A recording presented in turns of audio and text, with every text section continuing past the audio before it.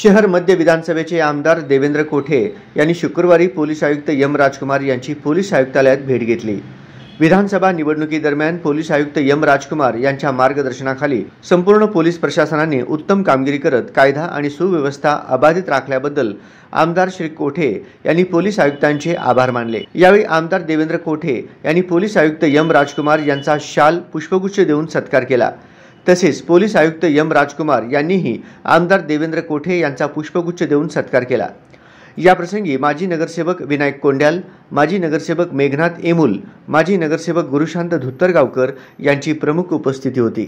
यावेळी आमदार देवेंद्र कोठे म्हणाले, निवडणूक काळात शहर मध्य विधानसभा मतदारसंघात सर्वच विशेषतः संवेदनशील मतदान केंद्रांवर पोलीस प्रशासनाने अत्यंत चोख बंदोबस्त ठेवल्याने कुठेही अनुचित प्रकार घडला नाही। निवडणुकीच्या निकालानंतरही शहरात शांतता कायम ठेवण्यासाठी पोलिसांनी चांगले नियोजन केल्याचेही आमदार देवेंद्र कोठे या प्रसंगी म्हणाले।